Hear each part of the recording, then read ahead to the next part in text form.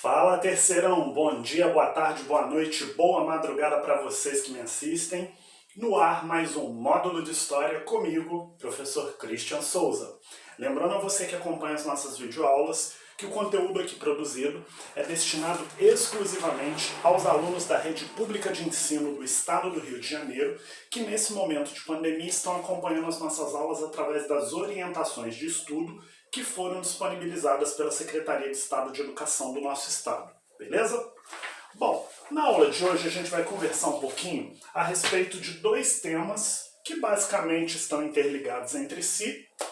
O primeiro deles, a ditadura civil-militar no Brasil, que vai acontecer entre 1964 e 1985, e as reformas de base.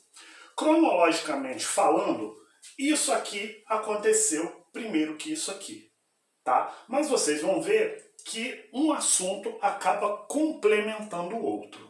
E aí, para a gente poder fazer uma introdução acerca desse conteúdo, né, eu puxei esse histórico sobre a história do nosso país. Porque se a gente for parar para pensar, o Brasil ele tem em sua trajetória, né, a trajetória da história política brasileira é completamente marcada pela presença de golpes de Estado.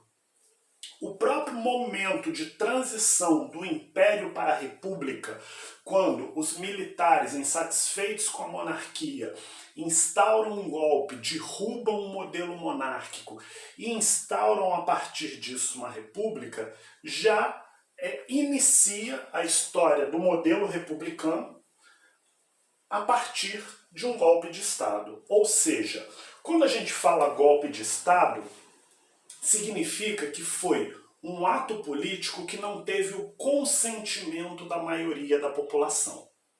Numa democracia, para haver a mudança de governo, dos regimes de governo, você tem que ter o consentimento da população. Seja através de um plebiscito, seja através de uma eleição, seja através de um censo, enfim.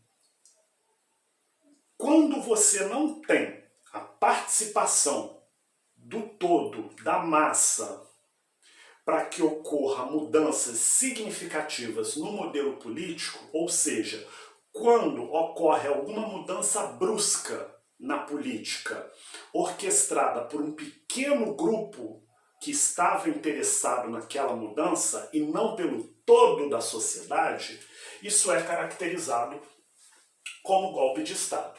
Daí foi o que eu falei aqui, ó. A própria transição para o regime republicano, que depois a família imperial brasileira do poder em 1889, pode ser considerada aí um marco inicial dos golpes da história da República.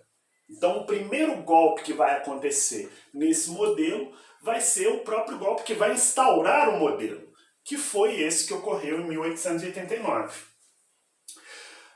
Mais tarde, em 1930, com a ascensão de Getúlio Vargas ao poder, a gente tem um novo golpe de Estado. Por quê? Porque o Vargas, com o apoio dos militares, mais uma vez, depõe o presidente Washington Luiz, após ele ser derrotado numa eleição democraticamente. Ele, não concordando com o resultado dessa eleição e com o apoio dos militares, ele depõe o Washington Luiz e instaura em 1930 um governo provisório. Aí de 30 a 34, a gente já viu esse assunto, a gente tem o governo provisório de Vargas, de 34 a 37 a gente tem o governo constitucional de Getúlio Vargas, e em 1937 ele dá um golpe nele mesmo, porque ele era o presidente, e aí o que vai acontecer? Ele instaura em 1937 um governo ditatorial que é chamado de Estado Novo. O Estado Novo vai de 37 até 45, de 45 a 64 a gente tem um modelo democrático ocorrendo no país, sem nenhum tipo de golpe de Estado, e aí novamente em 64 a gente tem, por influência norte-americana aí no contexto da Guerra Fria, mais uma ditadura instaurada por militares que vai durar até 1985. Mais adiante, já no século XXI, em 2016, como desculpa aí para o combate à corrupção, mas que no fim das contas acabou colocando novos corruptos no poder, tirando alguns de cena e mantendo outros, a gente vai ter mais um golpe de Estado. Então, para vocês verem que a história política do nosso país, desde o momento lá da transição de império para a república, ela vai ser repleta de golpes de Estado. Ou seja, eu tenho pequenos grupos no poder que, não satisfeitos em abandonar o poder, acabam o quê? Instaurando golpes de Estado para poder permanecer no poder de alguma forma, ok? Bom, com relação aí à ditadura civil-militar no Brasil, que ocorreu entre 64 e 85, eu gostaria que vocês acompanhassem comigo a matéria a partir da página 11 do material de vocês, onde ele começa dizendo exatamente o seguinte: o regime ditatorial brasileiro é chamado pelos historiadores de ditadura civil-militar. Por quê? Porque inicialmente ele se apresentou como uma iniciativa de intervenção temporária que visava salvar o país do comunismo e que obteve amplo apoio de setores da sociedade civil brasileira, políticos e instituições, como, por exemplo, a Igreja Católica e algumas vertentes da Igreja Protestante também aqui no Brasil. Por um tempo, o apoio civil à ditadura permaneceu forte, apesar de todos os crimes cometidos por representantes do regime. Então, o que acontecia? Ao contrário do que ocorreu na América Latina e nos países aqui vizinhos ao Brasil, onde você teve de fato uma intervenção militar, no Brasil vai ser diferente. Por quê? Porque aqui você vai ter essa intervenção militar, inicialmente com a desculpa de ser provisória, com a justificativa de que depois o poder seria devolvido a quem era de direito mediante eleições diretas, o que não aconteceu. E mais, ao contrário do que aconteceu nos países vizinhos, aqui você vai ter um apoio amplo da sociedade civil, principalmente da elite brasileira da época, que vai apoiar o golpe militar de 64, tendo aí por medo essa ameaça comunista que ocorria lá no contexto do quê? Da Guerra Fria. Então, só para a gente lembrar, né, que basicamente o grande temor dos países latino-americanos a partir de 1960 era que acontecessem movimentos revolucionários idênticos ou similares aos que tinham acontecido em Cuba. Então, isso era o grande temor dos governos locais da época. Para poder, então, combater essa ameaça comunista, o governo norte-americano, conforme já falei para vocês em outras aulas, ele vai o quê? Financiar esses governos ditatoriais pela América Latina. E isso vai incluir também aqui o Brasil. Só que, conforme eu falei com vocês, no Brasil especificamente, é considerado-se uma ditadura civil-militar justamente porque aqui, no início dos anos 60, no início do golpe em 64, você vai ter o pleno apoio da elite brasileira local e de alguns setores da sociedade civil, o que não aconteceu nos países vizinhos aqui ao Brasil, beleza? Continuando a nossa matéria. O golpe ocorreu no dia 31 de março de 1964. Jânio Quadros era um político conservador de direita que, numa manobra política populista e desastrada, renunciou à presidência da República em agosto de 61. O vice dele era João Goulart. Para vocês poderem estar entendendo melhor o que aconteceu, vamos voltar aos fatos. Na década de 60, a Constituição que regia o nosso país era a Constituição Federal de 1946. E ao contrário da Constituição de 88, de 1988, que é a que rege o nosso país hoje, a de 46 previa algo bem inusitado com relação às eleições, que era o quê? Naquela época, as pessoas podiam votar separadamente em presidente e em vice-presidente. Não é como nos dias de hoje, aonde quando você vai lá escolher algum cargo do executivo, o vice daquele cargo já vem na chapa. Hoje a gente não tem o quê? Essa opção de escolha. Se eu escolhi o presidente X, o vice dele já aparece para mim ali na urna. Se eu escolhi o Y, o outro também aparece ali na urna. Pela Constituição de 46, não era assim. As pessoas podiam votar o quê? Separadamente. Daí o que acontece? Em 1960, na eleição de 1960, Jânio Quadros é eleito presidente e João Goulart é eleito vice-presidente. O Jânio Quadros fazia parte do partido que era denominado UDN, União Democrática Nacional, e o João Goulart era do Partido Trabalhista Brasileiro, do PTB. Beleza. Qual que era o grande problema aí, Christian? Só para vocês entenderem, seria a mesma coisa, aconteceu em 1960, a mesma coisa que aconteceria se hoje, na eleição de 2018, tivessem sido eleitos para presidente Bolsonaro e vice-presidente Lula. Vocês entenderam? Ou seja, o que acontece? Foram eleitos na década de 60 dois políticos com visões e partidos de oposição. Então, para a presidência, eu tinha um político conservador que representava os interesses da elite do nosso país, e para vice-presidente eu tinha um cara preocupado com as classes sociais, com um partido que era preocupado com as causas sociais, com as causas da população mais carente. Evidentemente que isso não podia dar certo. E o que aconteceu? Quando Jânio Quadros é eleito em 60, ele se autodeclarava um presidente o quê? Independente. Então Jânio Quadros não se dizia de esquerda ou de direita, favorável ou contra, por exemplo, a Guerra Fria, que era o auge do que estava acontecendo no início dos anos 60. E isso incomodou muito os políticos da época e inclusive o partido dele, a UDN, e essa elite brasileira que acabou apoiando a sua eleição. Beleza.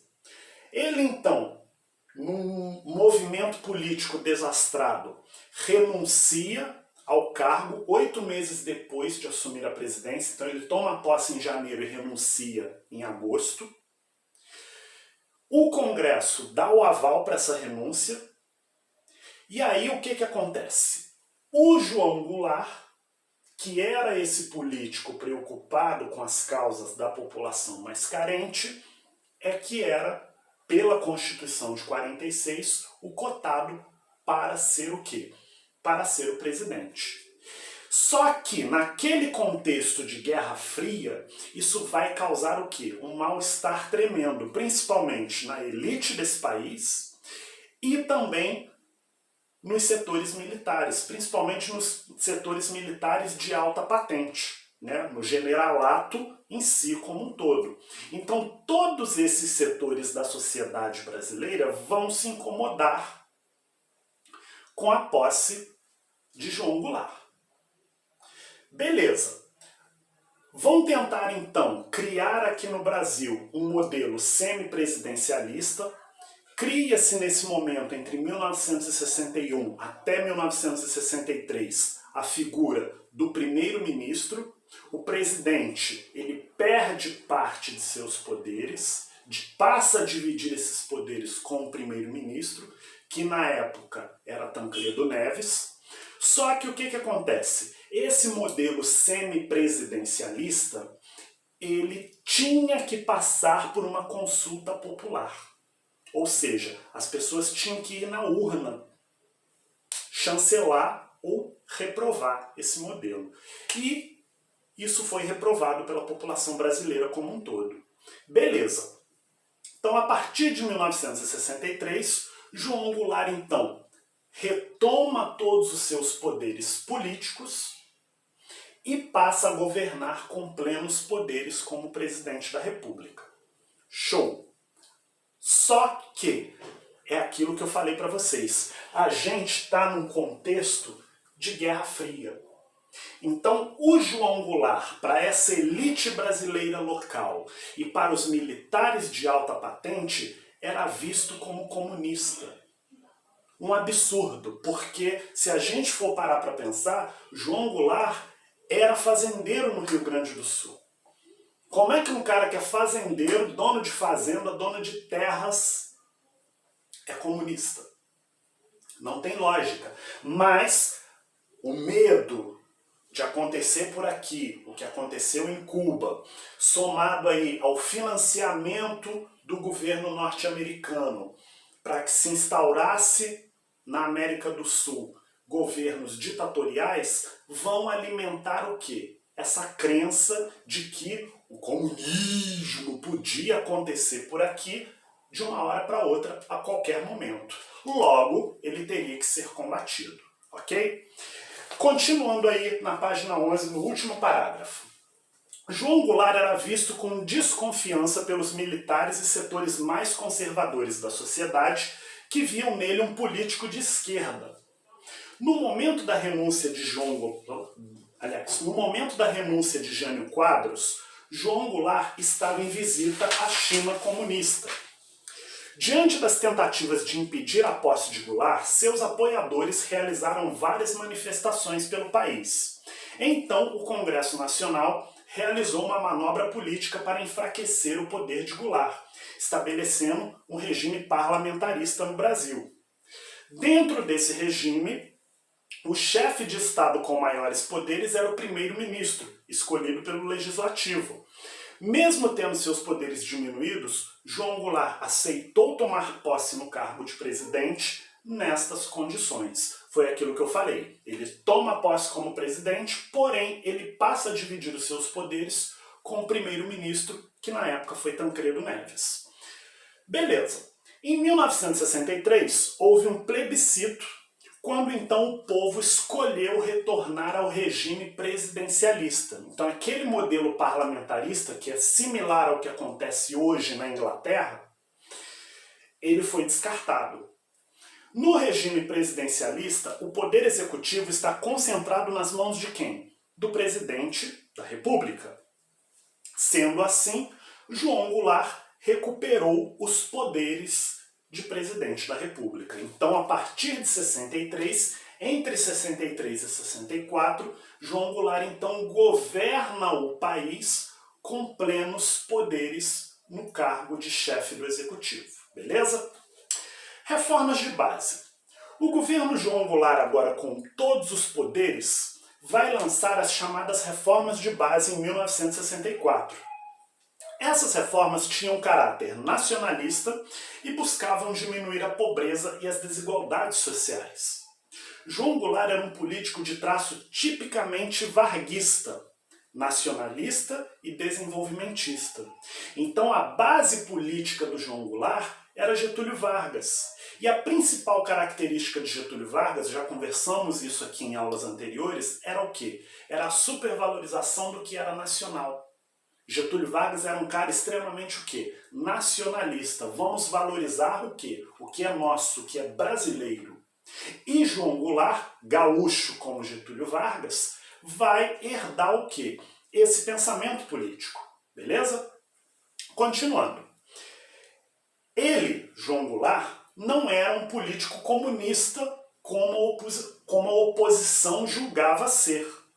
Mas as reformas propostas por ele geraram um movimento reacionário de conservadores de classe média e membros da elite. Ou seja, foi aquilo que eu falei para vocês. A elite desse país vai se incomodar, por quê? Porque ela vai, com essas reformas de base, perder parte de seus direitos adquiridos. E se a gente for puxar na história do nosso país, né, o Brasil ele tem uma herança escravocrata muito forte. A escravidão por aqui durou o quê? 300 e poucos anos. Então, o que acontece? Essa base escravocrata, embora a escravidão já tenha acabado há mais de um século, ela ainda permanece enraizada o quê? Na nossa sociedade. Então, para essa classe alta brasileira dos anos 60, nessa elite brasileira, era inadmissível, por exemplo, você propor reforma agrária. Porque quem é dono de terra nesse país? É pobre. Pobre nesse país não é dono de nada. Se bobear muito mal, é dono do seu apartamentinho, Minha Casa Minha Vida, e acabou. Você imagine pobre ser dono de terras, ter posses. Isso, para essa elite da época, era algo que inadmissível. Então, por isso que João Goulart vai ser taxado do quê? De comunista. Porque ele quis propor reformas que iam mexer o quê? Nas estruturas econômicas, políticas e sociais do nosso país. Beleza? Continuando aí na página 13. A gente tem aí o chamado Pomo da Discórdia. O que foi isso, Christian? As reformas de base eram um grande guarda-chuva, que incluíam reforma agrária, reforma política, reforma. Vou pedir desculpas a vocês, mas a gente está aqui no início da noite gravando, então temos carrinho de rolimã na rua, temos moto passando, mas enfim, essa é a vida de professor. Estamos aqui gravando e vamos continuar. Vocês me perdoem, mas a gente continua assim mesmo. Então, voltando lá na página 13, o Pomo da Discórdia. As reformas de base eram um grande guarda-chuva que incluía as reformas agrária, política, fiscal, bancária, urbana, administrativa e universitária. Ou seja, se elas tivessem de fato ido à frente, elas teriam promovido uma série de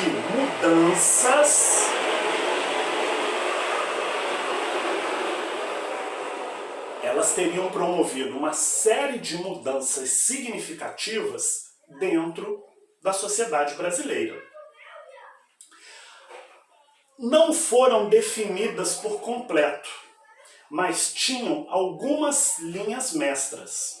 A reforma agrária, por exemplo, incluiria a desapropriação de terras improdutivas ou daquelas que não cumprissem sua função social. Em especial, as adjacentes a vias públicas ou beneficiadas por investimentos da União, como, por exemplo, açudes. A reforma política estenderia o voto a analfabetos, que pela Constituição de 46 não era permitido, permitiria a reeleição de cargos eletivos e tiraria o PCB, que era o Partido Comunista Brasileiro, da clandestinidade. Ela também se propunha a um maior controle sobre o capital estrangeiro e uma maior participação do Estado brasileiro na economia. Ou seja, todas essas reformas que foram